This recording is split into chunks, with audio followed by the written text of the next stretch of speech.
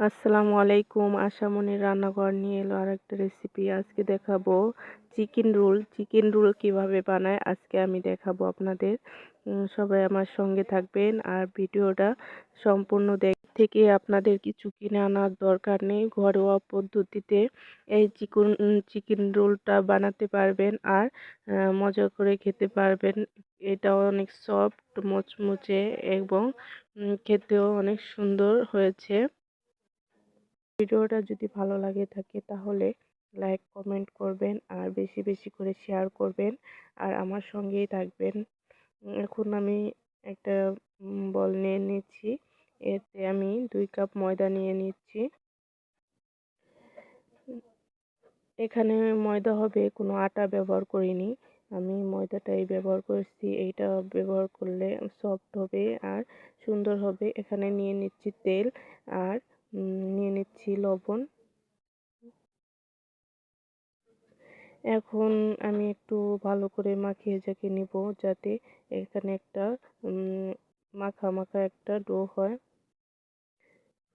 একটু হাতে চাপ দিলে একটু মাখা মাখা হইব, এইভাবে আমি মেখে নিব ডোটা। এখন একটু একটু পানি দিয়ে এটাকে ভালো মতো মাখিয়ে নিব, একটা ডো করে নিব। অল্প অল্প দেওয়ার চেষ্টা করবেন কারণ এটা একটু শক্ত শক্ত হইব।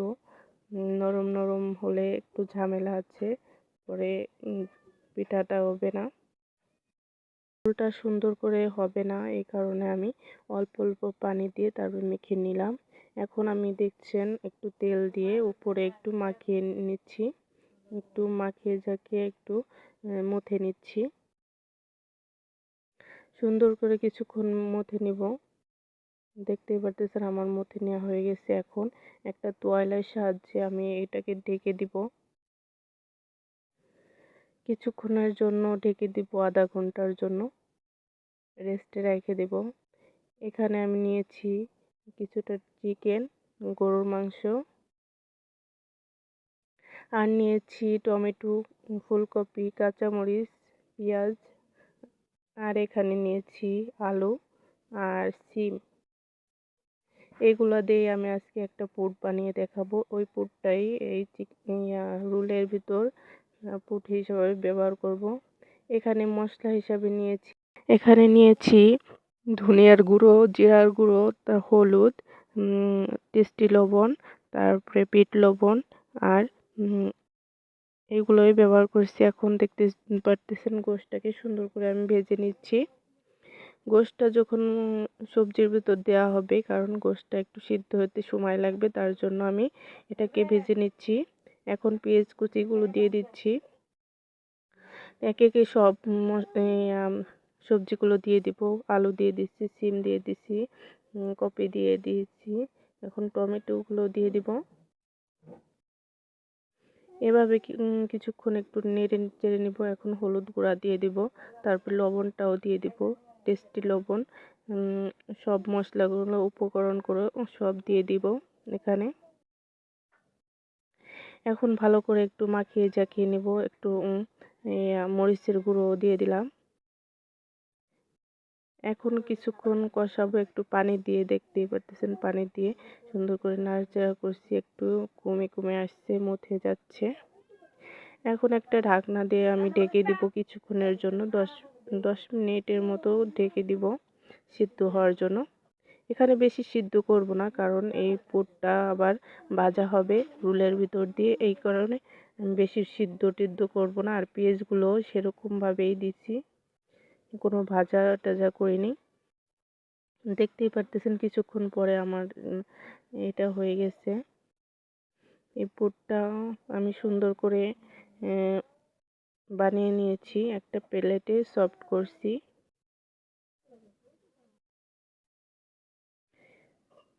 এক ঘন্টা রেস্টে রাখলাম, সেই আটার কাছে চলে আসলাম, ডোটার কাছে। এখন আমি এটাকে আর একটু করে মথে নিব সুন্দর করে। দেখতে পারতেছেন মথে নিচ্ছি। এখন একটা লুচি বানিয়ে নিচ্ছি, ছোট ছোট করে লুচি নিয়ে নেব। লেচি নিয়ে নিচ্ছি। এটাকে ছোট ছোট করে নিব, আর পাতলা করে বলতে হবে, এই কারণে আমি ছোট ছোট করে লেচিটা নিয়ে নিচ্ছি। হাত দিয়ে সুন্দর করে গোল বানিয়ে নিলাম। এখন একটা ফিরের সাহায্য আর বেলুনের সাহায্যে এটাকে সুন্দর করে আমি বলে নিচ্ছি।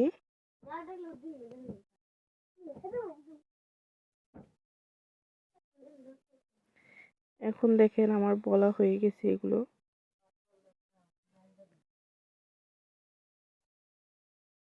দেখতেই পারতেছেন সুন্দর করে বলে নিচ্ছি। আর এটা কি সুন্দর পাতলা সুন্দর একটা রুটি হয়েছে।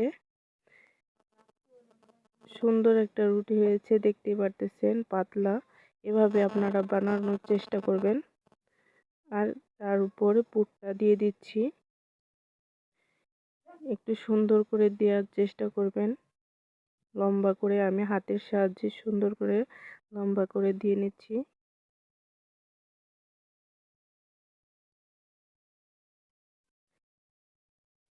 এখন একটা আটা বানিয়ে নিয়েছিলাম, একটা ডো। ওইটা আপনাদের অফ ক্যামেরায় আমি করেছি, এটা আপনাদের দেখালাম না। পায়ে দিয়ে একটু আঠালো ভাব হওয়ার জন্য একটু আটা গুলাইয়ে নিয়েছি। ওটা দিয়ে আমি পায়ে দিয়ে একটু ডো করব। এখন দেখতে পাচ্ছেন সুন্দর করে আমি মেখে নিচ্ছি আটাটা। এখন একটা ভাঁজ দিয়ে দিব। দুই পাশ দিয়ে একটু স্কোয়ার শেপ দিয়ে দিব। এখন আস্তে আস্তে করে আমি রোলটা বানিয়ে নিব।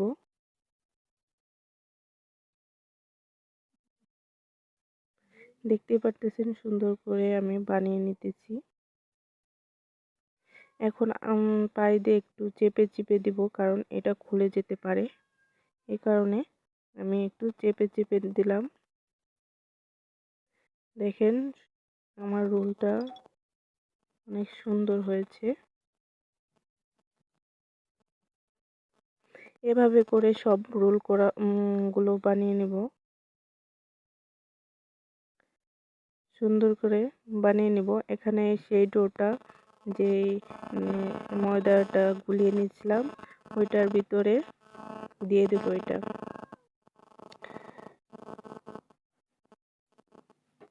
এখন আস্তে আস্তে একটা চামচের সাহায্যে ওলট পালট করে নিয়ে নেব।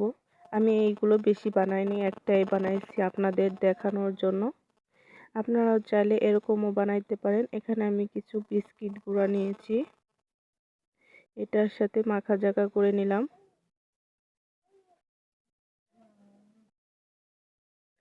সুন্দর করে মাখিয়ে জাকিয়ে নিলাম এটা। এভাবে করে নিতে পারেন। আমি এখানে বেশিটা নিইনি। এখানে তেল গরম দিয়ে নিয়েছি আগে থেকে। তেলটা একটু নর্মাল আঁচেই থাকবে। একটা একটা করে দেখতেই পারতেছেন কেমন আঁচ দিচ্ছি, আমি গরম করছি। এভাবেই গরম করবেন, না হলে আপনাদের ইয়াটা পুড়ে যাবে।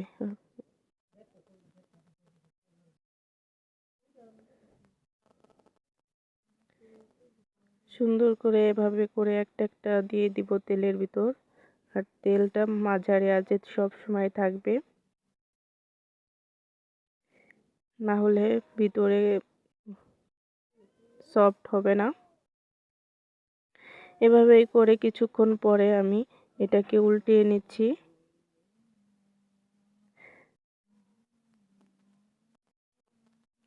সবগুলোকে একটা একটা করে উল্টিয়ে নিচ্ছি।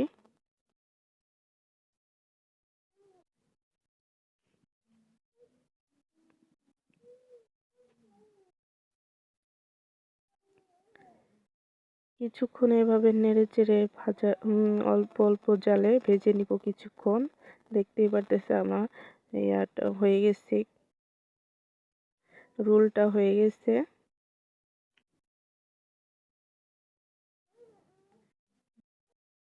এখন আমি সফট করে নিলাম একটা প্লেটে।